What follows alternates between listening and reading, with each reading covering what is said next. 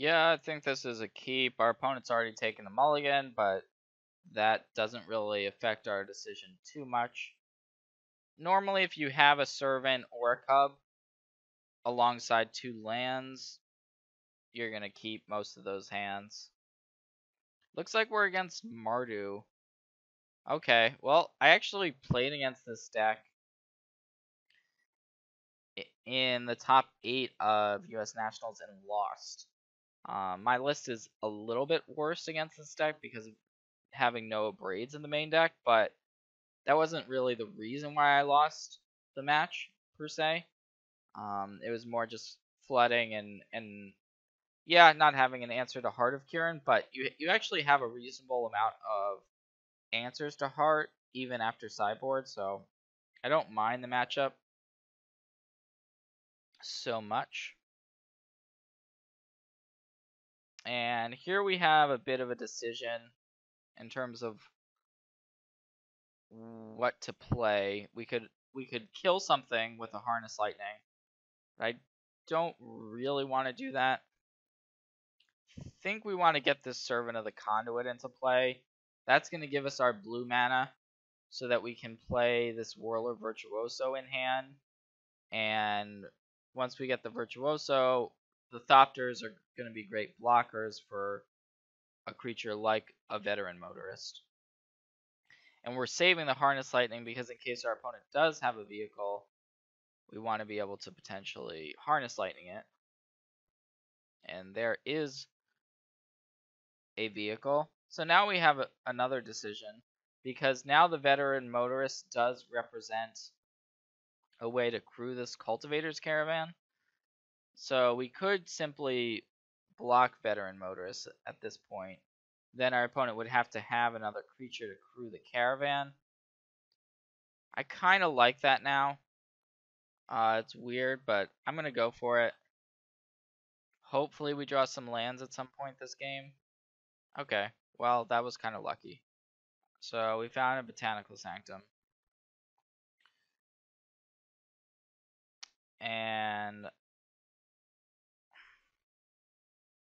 we could actually hold up Supreme Will in this spot, which is a pretty weird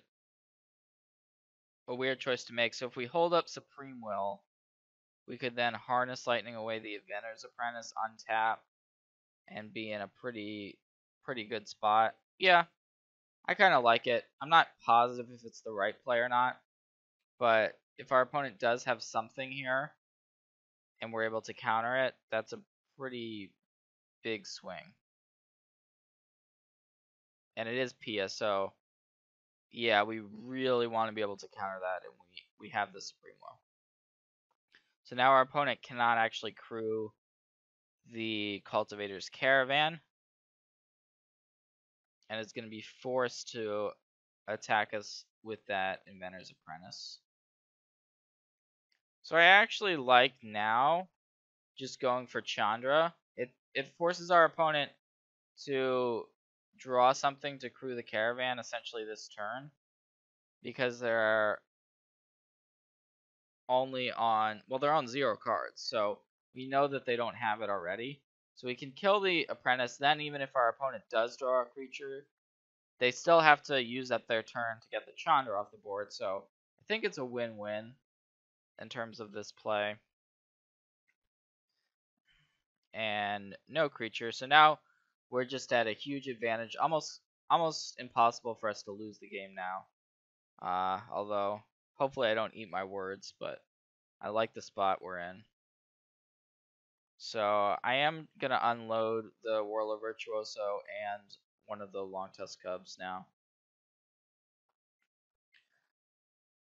And yeah, I like making mana with Chandra in this spot. We have too many things in our hand, so we want to get some of them into play. And making mana allows us to do that.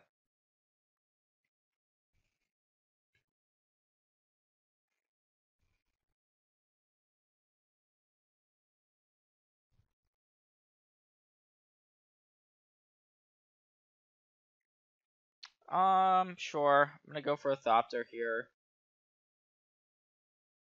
And Now we may want to just go ahead and get some more value off of our Chandra. So I'm going to plus. Alright, we don't need a second Chandra, so let's go ahead and deal our opponent some damage. Don't have to worry about Archangel Avacyn anymore, which is pretty fortunate. So, no reason to pump the Cub there, just in case our opponent did find a Fatal Push or an Unlicensed Disintegration. Unlicensed Disintegration would be one of the better draws to get rid of our Chandra and kill a creature, but alright.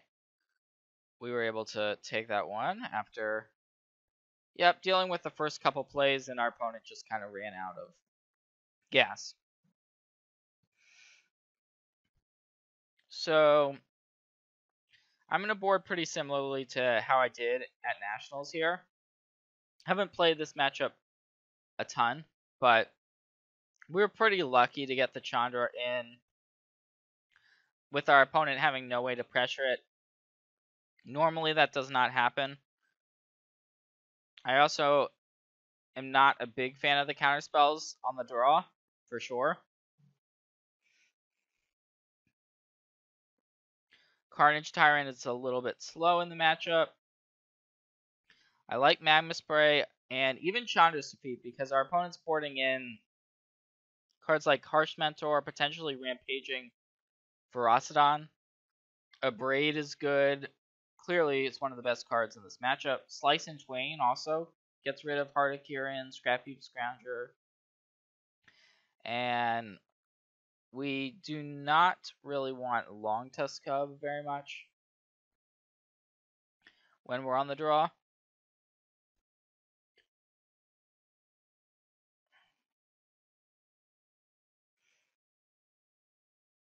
So, yeah, I'm going to board out one copy of Long Tusk Cub. And that's going to be it. So we've got more removal now for the Heart of Kirins. We're keeping in all of our Virtuosas because it's one of our best cards. And we still need to race our opponent. So we need some creatures like Cubs, like Hydras, and we still need some expensive stuff. So the Glory Bringers and the Confiscation Coups fit the bill there. And I actually think that game 1 is the spot where this particular version is, yeah, it's a little worse against Mardu vehicles because most of the Temur decks do play main deck of Braids. But after board, I believe Temur is favored overall in the matchup. And so this is the type of hand where you look at it and you're like, oh wow, one land. But the tunes are essentially lands, so this is, in my mind, a 3-land hand with basically 4 energy already. So it's actually a good hand. It's actively a good hand. Whereas I'd actually rather have the attunes than lands in this type of situation. So I'm going to keep.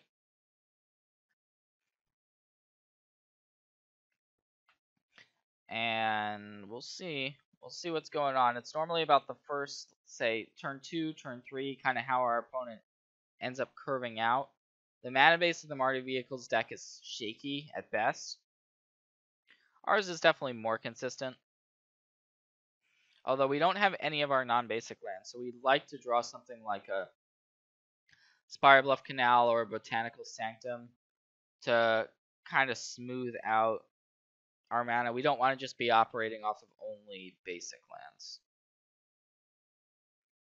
And there is the Harsh Mentor, which we can actually Magma Spray. So I'm going to attune for the island. So now we've got one of each basic at this point. Not your typical start. Normally you have a non-basic land, but this particular draw, we don't have access to that. So I am going to Magma Spray away this Harsh Mentor. We want to be able to make Thopters with Whirler Virtuoso without having to take damage. And just protect our life total as much as possible.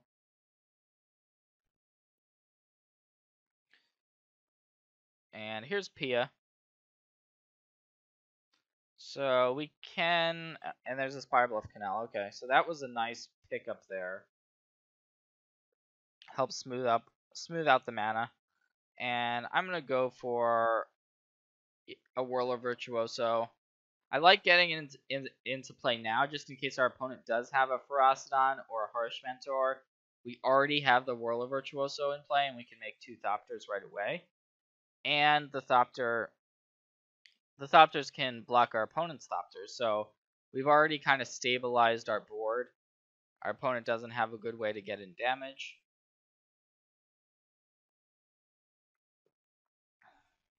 So this is pretty ideal.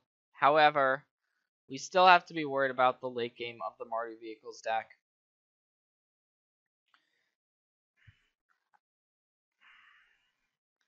So, yep, I think our opponent's Thopter actually has more value than ours because it turns on cards like Spirebluff Canal, and our opponent can pump it up. So, pretty happy to just trade Thopters there. And there's a Fatal Push. Okay, so that makes sense. Our opponent wanted a way to enable Revolt, but we can still make a Thopter. And there's a Long Tusk Cub. I kind of want to just play the Rogue Refiner out this turn. I think that we want to get to our 5th land. And we also might draw a comment to play tap land. So the other option would be Long Tusk Cub plus Harness Lightning. But I think we want to just draw this additional card as soon as possible, so that next turn we're better set up. So ideally we would draw like a non-basic there. We could just put it into play and have 5 lands for next turn. But now we'll see. Our opponent may have Hazoret, but we have this Confiscation Coup that we can potentially use to take a Hazoret. But it looks like our opponent actually has gone a bit bigger, so there's Glorybringer. And our opponent, we'll see if they're going to exert. They are. So that's actually pretty annoying. It punishes our play a little bit.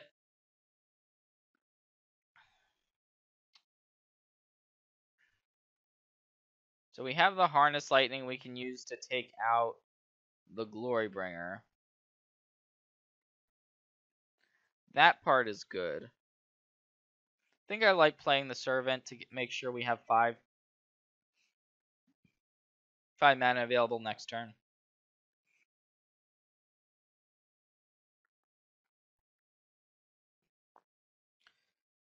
Hopefully our opponent doesn't play a Hazoret and attack with it. That would be worst case scenario.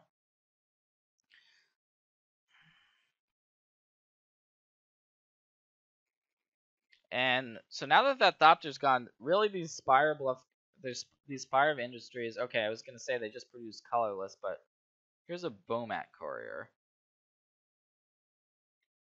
which I know we want to keep the Servant around. However, I'm okay with just getting the Bomat off the table because we don't want our opponent to be drawing a lot of cards. So if our opponent chooses to trade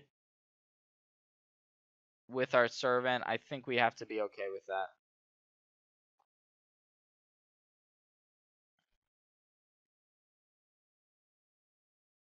And our opponent's down to 1 card. It looks like they may be casting it right now. It's going to be a Harsh Mentor. Okay. Well, Harsh Mentor is good against Long Tusk Cub, but we still want to get rid of the Glorybringer this turn. If we draw a land, we can exert our Glorybringer, get the Harsh Mentor off the board, and be in a pretty commanding spot. But it would have to be an untapped land. I should have said that. We drew a tap land, which is okay still. And I think I'm going to actually leave this Thopter back. Reason being is in case our opponent does draw something like a Hazoret off the top, we're just going to want to chump block with the Thopter. And we have the late game. We have the late game right now. We're pretty advantaged if we just hold on for another couple turns, because, yeah, our opponent just is top decking while we still have gas in hand. And if we're able to get the Harsh Mentor off the board, then our Long Tusk Cub frees up, and our opponent's revealing to us their draw step, which, you know, the mana base is kind of shaky, so maybe they feel the need to just play that Concealed Courtyard. But now we're feeling really good about this position.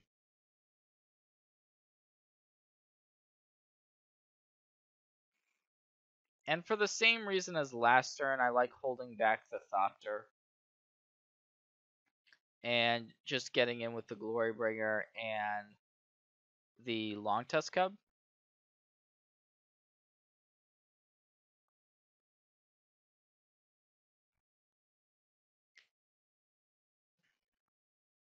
And yeah, I don't. Once again, our opponent's been.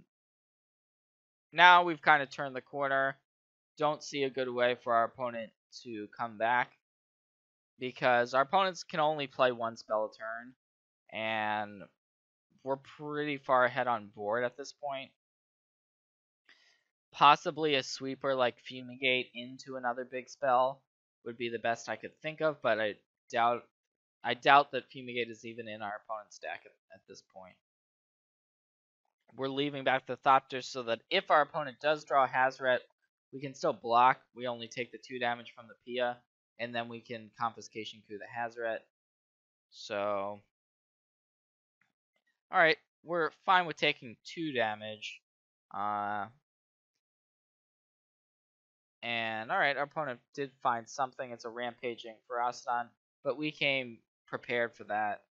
We do have this Chandra's Defeat just kind of itching to be cast in our hand.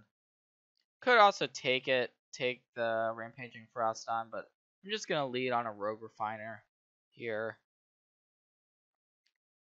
And yeah, it's going to mean we take 1 damage.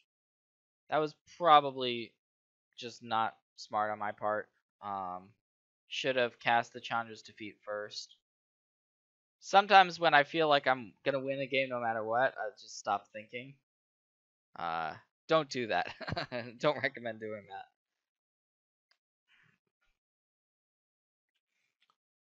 So, let's see.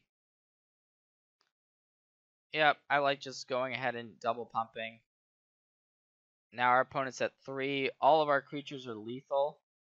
And our opponent has still nothing they can draw, even though we took an extra point of damage. And so that's going to be the